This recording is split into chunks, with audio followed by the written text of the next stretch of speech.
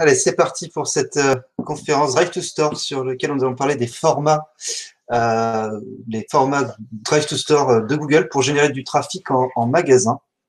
Et donc du coup, petit rappel avant de commencer cette conférence. Donc du coup, les Elevator Fitness Club, c'est un format qui vous permet 2 fois par jour de participer à des conférences organisées par des sociétés du groupe Labellium sur différentes problématiques. L'objectif, c'est que vous puissiez découvrir de nouvelles expertises et découvrir les différentes personnes qui travaillent au sein du groupe Labellium. Donc aujourd'hui, la conférence est animée par l'équipe Field Manager. Field Manager, c'est une agence qui est spécialisée dans la gestion des données structurées, des catalogues produits pour faire des formats publicitaires et vendre aussi sur les places de marché. Field Manager a été créé il y a 10 ans et il y a 4 ans, on a rejoint le groupe Labellium pour lequel Field Manager accompagne aussi un grand nombre de ses clients. Donc, je suis Maxime Doreau, je suis le fondateur et directeur de Field Manager et aujourd'hui, je suis accompagné de Paul Audeler, qui est un compte manager chez nous. Et Paul sera en charge de récupérer l'ensemble de vos questions que vous allez pouvoir poser pendant toute la conférence. N'hésitez pas, vous avez un chat juste en bas à droite sur lequel vous pouvez poser vos questions. On récupérera toutes vos questions et puis ensuite, on fera ce jeu de questions-réponses en fin de présentation. On va essayer de s'accorder à peu près 5 minutes pour pouvoir échanger ensemble ensuite sur toutes vos questions. N'hésitez pas non plus à poser aussi des questions sur la partie résultats. J'ai pas mis de cas client dans cette conférence. On a plutôt fait une conférence explicative plutôt qu'une conférence à base de cas clients. Donc, si vous avez des questions même sur des résultats de campagne, n'hésitez pas à nous les poser. Alors déjà, premier constat, c'est de se dire que Internet a fait émerger de nouvelles manières d'acheter, de nouvelles manières de consommer. Donc, on peut acheter directement en magasin, ça c'est tout à fait logique. Il y a aussi tout ce qui va être research online et purchase offline, donc ce qu'on appelle le ROPO. Donc, je cherche sur Internet et puis ensuite, je vais aller acheter mon canapé dans le magasin. L'idée aussi du showrooming, de se dire qu'on va regarder des produits ou essayer des produits en magasin et puis ensuite les acheter sur Internet pour se faire livrer. Et puis, il y a aussi le fait d'acheter exclusivement en ligne. Les comportements des consommateurs, donc du coup, se sont modifiés. Il y a une première partie qui est de se dire, je cherche à trouver de l'inspiration. Je cherche autour de l'équipement de la maison, autour du mobilier de jardin, autour de la mode. Donc, je vais chercher des informations sur Internet. La deuxième chose, c'est de se dire, OK, j'ai décidé de me rendre en magasin, donc je vais planifier ma visite. Et enfin, j'ai choisi mon produit. Et du coup, j'ai envie de l'acheter et on va trouver d'autres formats qui vont nous permettre d'aller travailler sur la conversion, soit en visite en magasin, soit de la conversion en ligne avec du click and collect. Donc, c'est ce dernier point par lequel on va commencer puisque c'est le point qui concerne énormément Field Manager puisque le catalogue produit est vraiment partie prenante de ce format publicitaire. Ensuite, on parlera de ces 2 premiers formats où ce sera plus une liste exhaustive des formats existants, notamment avec les local campaigns de Google, mais sur lesquels on n'a pas de catalogue produit qui rentre en ligne de compte dans la création de ces formats. Alors, les formats pour générer du trafic en magasin. Donc, le premier format dont on va parler, c'est le Local Inventory Ads. Donc, le Google Local Inventory Ads, c'est une extension du format Google Shopping dans lequel on va pouvoir donner des informations de disponibilité en magasin. Et donc, du coup, lorsqu'un internaute va faire une requête, par exemple en tapant iPhone XR, je vais pouvoir avoir, comme vous pouvez le voir sur cette capture écran à gauche, les informations en disant, OK, bah, c'est l'Apple, etc. Et je peux voir que ce produit est disponible dans un magasin. J'ai 2 solutions. Je clique sur l'offre. Soit je suis éligible et je suis redirigé directement sur mon site e-commerce et je peux acheter en ligne, réserver mon produit ou me rendre en magasin. Soit Google utilise les local landing pages, donc qui sont des pages hébergées par Google, donnant toutes les informations pour soit acheter en ligne, soit être redirigé en magasin, soit appeler le magasin. Donc, ce qui est super intéressant sur ce format, c'est qu'on va pouvoir justement avoir le choix entre se rendre en magasin ou acheter en ligne. Donc ça peut se voir de cette manière. Donc là, il y a un petit gif animé normalement, mais vu que la présentation en PDF, on la voit pas. Mais si on vous passe la présentation, on vous la passera dans le bon format pour que vous puissiez la voir. Mais je fais une requête et donc du coup là, on le voit, j'ai certaines requêtes qui sont indiquées comme in store, donc avec un store locator, qui permettent d'acheter le produit directement en magasin. Donc c'est un format Local Inventory Ads qui renvoie aussi sur le site internet et donc du coup sur de la conversion online. On s'est rendu compte que malgré le fait qu'on proposait de se rendre en magasin, une grande partie des conversions se faisait quand même sur le site e-commerce. Alors peut-être en click and collect, mais en tout cas la conversion se fait sur le site e-commerce. Et ce qui est super intéressant, c'est que Google évalue ce format local comme plus qualitatif. Et donc, du coup, comme étant plus qualitatif, vous savez que sur Google, la qualité est extrêmement importante dans la détermination du coût par clic. Votre format étant plus qualitatif qu'un autre annonceur qui ne fait peut-être pas du LIA, vous allez payer moins cher, toute proportion gardée, votre CPC pour pouvoir annoncer sur Google Shopping. Et c'est un format qui est plutôt à destination du mobile. Et donc, du coup, ce qui est super intéressant, c'est qu'on sait que le mobile convertit moins bien que le desktop, mais là, on va offrir une autre solution à l'internaute, soit à partir de son mobile être redirigé en magasin, soit de convertir en ligne. Tout ça sur un CPC moins cher. Donc, on va s'offrir une plus grande part de voix, un plus gros taux d'impression grâce au format Local Inventory Ads, notamment sur mobile. Alors, comment cela fonctionne? On va avoir besoin de 4 catalogues pour pouvoir aller sur Google Local Inventory Ads. Alors, on va parler du tout dernier, le Google My Business Location. En fait, c'est pas un catalogue en soi, mais il faut que vous ayez un Google My Business qui soit organisé, qui soit normé, où vous ayez l'ensemble de vos magasins dans un seul et même endroit, et pour qu'on puisse derrière vous avoir matcher les produits par rapport à vos store codes. Donc, c'est extrêmement important que vous ayez un Google My Business qui soit extrêmement propre, bien organisé. D'ailleurs, on fera une conférence la semaine prochaine avec Laetitia de chez Feed Manager sur comment organiser correctement son Google My Business. Il faut avoir un Google My Business et un Google My Business propre et relié à votre compte Google Ads. Ensuite, on va repartir sur le premier niveau. Donc, il nous faut un Online Product Feeds. Donc, en fait, c'est les produits disponibles à la vente sur Internet. Donc, en fait, c'est votre flux Google Shopping. Il est possible, et Google a offert cette possibilité maintenant, que vous ne fassiez pas de vente en ligne, vous fassiez que de la vente en magasin. Et donc, du coup, vous pouvez proposer un catalogue produit exclusivement disponible offline. La plupart, 100% de nos clients aujourd'hui que l'on a plugué sur Google Local Inventory Ads font les deux. Mais bon, en tout cas, c'est possible. C'est intéressant de le savoir.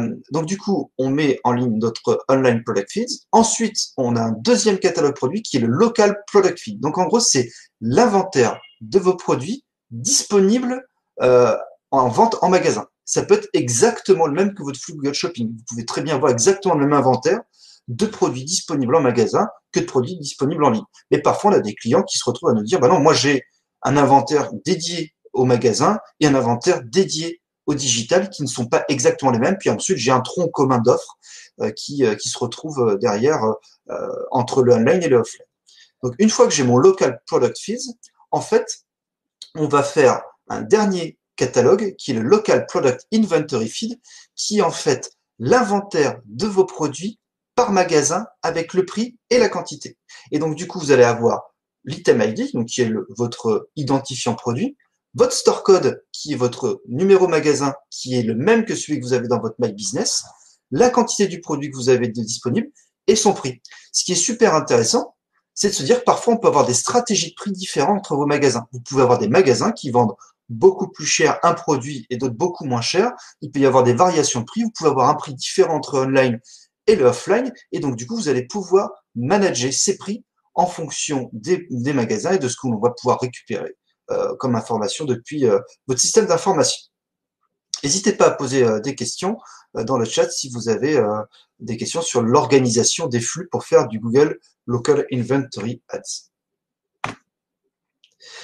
Donc du coup, les plateformes dont on va avoir besoin pour pouvoir faire du Google Local Inventory Ads, il y en a une première dont on a déjà parlé, c'est le Google My Business qui est indispensable. Il faut que votre profil soit à jour, il faut qu'on ait des informations qui soient normées pour qu'on puisse facilement se repérer et organiser la gestion des catalogues produits magasins, ce qui est extrêmement le conseil qu'on peut vous donner, qu'on vous donnera sûrement la semaine prochaine, mais qui est ultra important pour que ça fonctionne super bien, c'est que vous ayez les mêmes identifiants dans Google My Business que dans votre système d'information interne. Comme ça évite de se retrouver à avoir des tables de correspondance en disant bah ça c'est mon ID My Business 1, 2, 3, 4 et dans mon système d'information, mon magasin 1, 2, 3, 4 My Business, il s'appelle ABCD.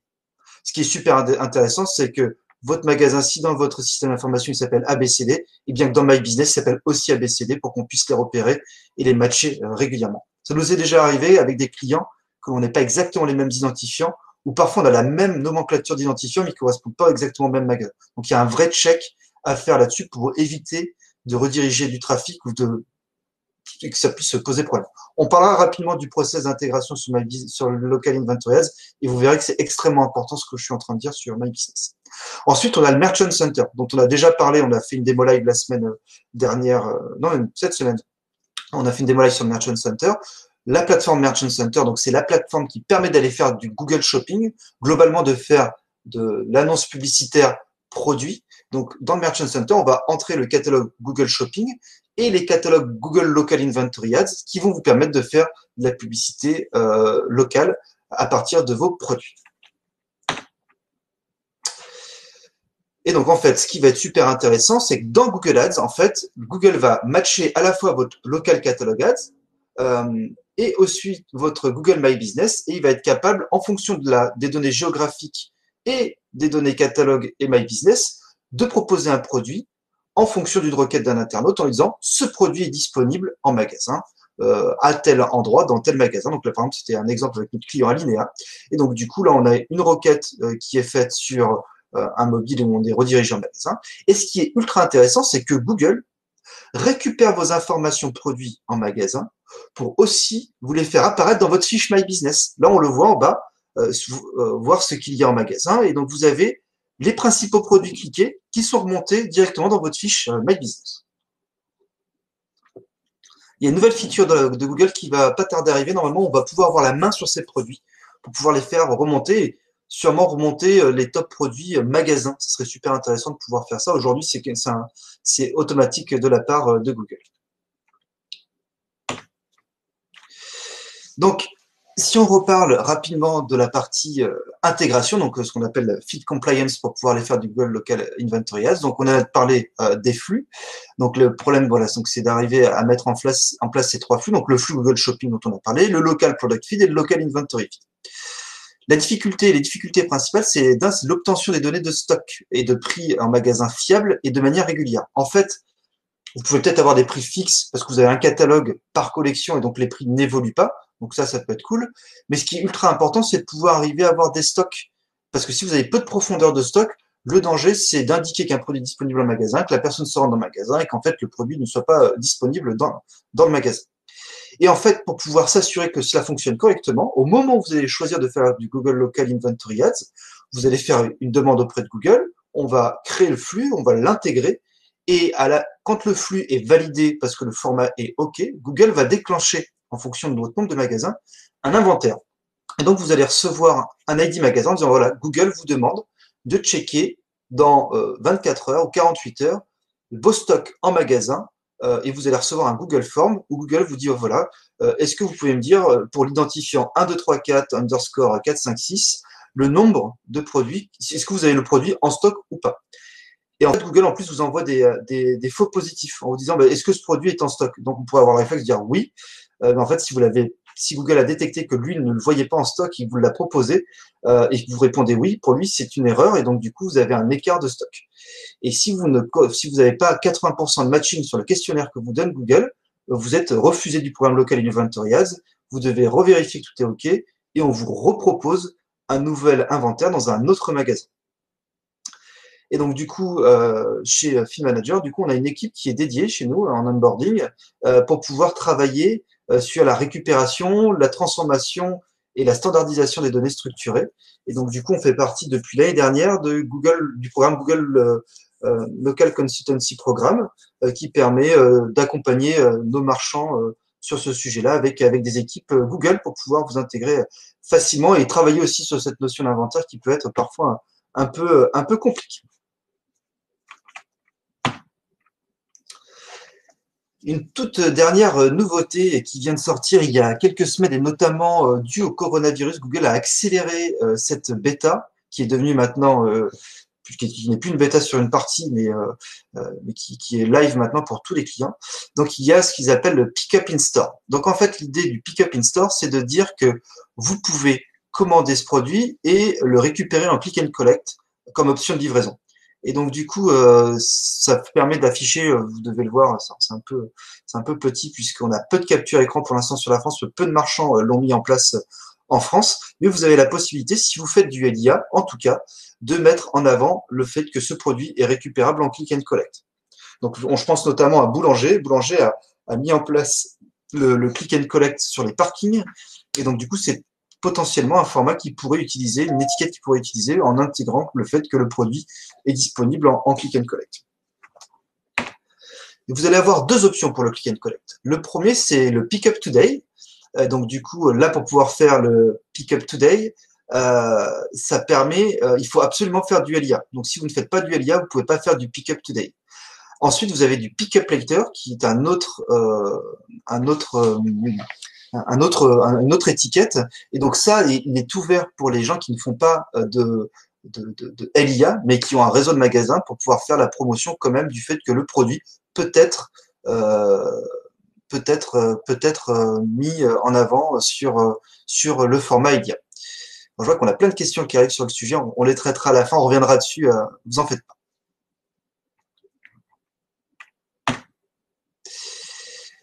On va passer maintenant aux campagnes locales. On s'arrête sur LIA, il nous reste peu de temps en plus. Donc, on va parler rapidement des campagnes locales. Donc, Google a lancé différents formats publicitaires dans ces différents réseaux pour pouvoir mettre en avant les magasins. Donc là, vous avez l'exemple du search à gauche, l'exemple de Google Maps, l'exemple de Google My Business, l'exemple des local campaigns sur le display. Et enfin sur YouTube. Donc aujourd'hui, la plupart des formats Google proposent la mise en avant des magasins ou en tout cas des push infos sponsorisés sur des événements, des informations magasins pour pouvoir rediriger les internautes directement au magasin.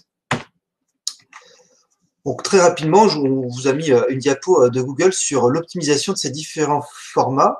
Bon, le search, c'est une optimisation assez classique avec une description, un titre et une image sur la partie search. Sur la partie maps, il y a un truc très intéressant. Il y a toute une nouveauté maintenant. On va pouvoir mettre des logos directement dans les pins de Google Maps. Vous avez après l'headline, la description, le call to action bien sûr et l'image. Vous allez avoir le même format sur le Business Manager, le Google My Business, pardon. Sur le display, vous allez avoir le logo, la récupération du logo. Vous avez peut-être dû voir ces formats publicitaires. Un des acteurs extrêmement présents sur ce format publicitaire, c'est Bureau Vallée, qui fait des très très grosses campagnes sur la partie rentrée des classes pour rediriger du trafic en magasin. Et enfin, le dernier format, c'est sur YouTube, notamment sur du bumper ads, où on va pouvoir, en fonction de la localisation de l'internaute, proposer une redirection vers le magasin. Donc vous allez, en fonction des différents objectifs que vous allez avoir, il va être intéressant d'activer ou pas certains formats. Donc le premier format, c'est le local catalog ads, qui a été stoppé et qui devrait peut-être être réactivé. C'est la possibilité de faire une bannière display avec la mise en avant d'une opération commerciale et la mise en avant de la map où on peut soit être dirigé en itinéraire, soit aller directement sur le site internet pour convertir en achat en ligne, soit voir des produits. Donc là, on avait fait des tests sur plusieurs de nos clients sur Local Catalog Ads qui étaient extrêmement lourds à mettre en place. Là, Google doit revenir bientôt avec une nouvelle feature, mais c'est un format qui était extrêmement séduisant sur le papier. Ensuite, il y a le YouTube vidéo, donc c'est sur du bumper ads. On va pouvoir mettre en avant le magasin sur une vidéo, sur une publicité vidéo que l'on va faire en pré-roll pour pouvoir mettre l'info si l'internaute est géolocalisé. Et donc, du coup, ce qui est super intéressant sur cette extension-là, c'est qu'on va pouvoir la mettre en avant sur un géotargeting, donc du coup, de dire je veux des internautes qui soient proches de mes magasins. L'autre format qui marche plutôt bien, c'est le format de Waze, qui permet de mettre en avant une opération commerciale directement en banner au niveau de Waze et du coup de pouvoir s'envoyer un rappel, mais aussi d'être redirigé vers le magasin le plus proche, donc le Darty là par exemple sur l'exemple le plus proche. Donc ça, on va être plutôt dans un format haut tunnel. Je ne sais pas, je n'avais pas encore l'idée d'aller chez Cultura ou chez Darty, mais en fait là, je suggère et j'essaie de développer une intention en disant tiens, si la rentrée des classes, Cultura peut être la bonne solution. Une fois que j'ai été targeté, je vais pouvoir du coup planifier ma visite et donc pour planifier ma visite, donc là pour pouvoir travailler sur ces formats-là, voilà, on va plutôt choisir des formats search, des formats Maps ou My Business pour pouvoir à la fois se dire je veux sponsoriser mes magasins pour remonter dans les premiers résultats de recherche si je tape magasin de meubles sur des termes plutôt on va dire génériques, et puis aussi sur des fiches Maps pour faire en sorte d'atterrir dans les premiers résultats de recherche quand quelqu'un cherche un magasin par thématique. Et puis, bien sûr, après, quand j'ai choisi le produit que je vais acheter, on revient au début de ce que l'on s'est dit, on va partir sur Elia. Voilà, il nous reste 7 minutes pour faire des questions-réponses.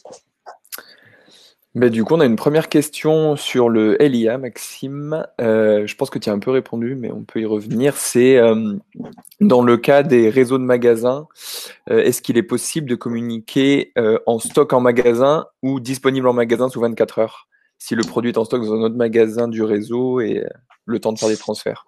Alors non, c'est vraiment le stock temps réel du magasin. Alors temps réel, on va dire que l'idéal c'est d'arriver à faire une récupération au moins 3 à 4 fois par jour. Mais en tout cas, on aime bien nous travailler sur des stocks tampons. C'est-à-dire que plutôt qu'envoyer la quantité en stock que nous on trouve un peu stratégique, c'est-à-dire de fournir la quantité et le prix en stock, vous avez les valos magasins qui partent chez Google et je sais qu'on a plusieurs de nos clients pour qui ça peut poser problème. Donc on envoie juste l'info à Google in stock et out of stock. Par contre, nous on récupère cette info-là et donc on la traite. Et on aime bien utiliser les profondeurs de stock et se dire bah tiens là j'ai 5 produits en stock, je prends peu de risques à pousser le produit sur Elia si je fais qu'une mise à jour par jour. Donc il y a la notion de combien de fois je suis capable de mettre à jour mon catalogue produit. Donc si je suis capable de mettre qu'une fois à jour, c'est peut-être intéressant d'essayer de travailler sur des niveaux de stock plutôt euh, plutôt haut, en se disant il faut que j'ai au moins 3-4 produits en stock pour le pousser. Et si je suis capable de mettre à jour mon stock régulièrement dans la journée, là, ça peut être intéressant de pouvoir mettre à jour son catalogue produit sur des stocks plus faibles.